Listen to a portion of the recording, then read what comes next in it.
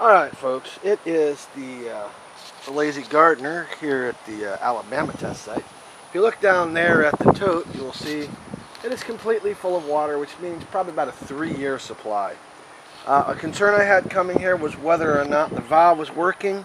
So if you look in the bucket, we'll get out of the way of the shadow here, you'll notice that water is running down right here. A slow trickle, but that's all it is. It will fill that bucket back up.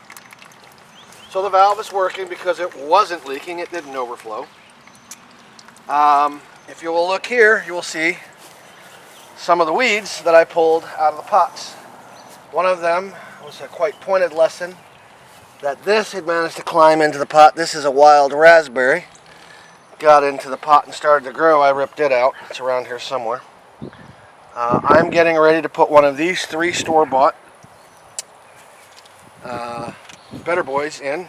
Better Boys are the most disease-resistant, resilient plants, plus they hold the world record of the most tomatoes on a single plant.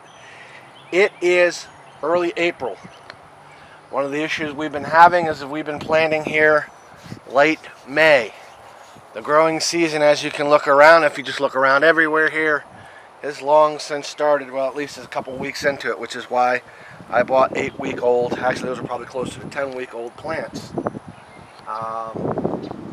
When it gets real hot in the summer, that's what really does the damage. So this year, for the first time at this plot, we'll be actually starting the growing season early with large, locally sourced plants. And then we will continue to get reports as the growing season goes on. Last year was the first success of this client ever with this system, with that reservoir, ever got tomatoes.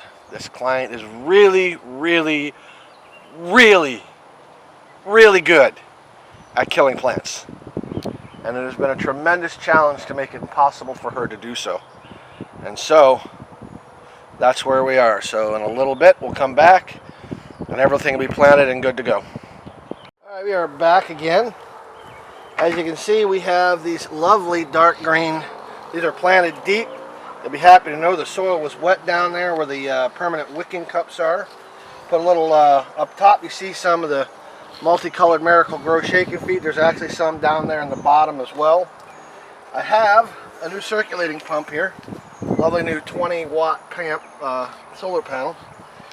Has a sensor on it that will shut off, but I'll see if we can show you that it's currently pumping down here.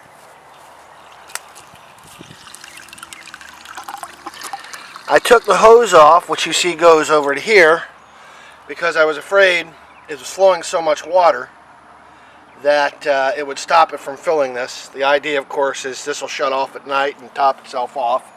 Hopefully this one's battery powered. Hope that doesn't become a problem. Worst case scenario, it'll get too low and it'll fill itself up eventually. But the idea there is it'll circulate the water, keep her from getting stagnant. Like I said, for right now, we're just going to let the water fill all the way back up first. Then I'll go ahead and hook the hose back up.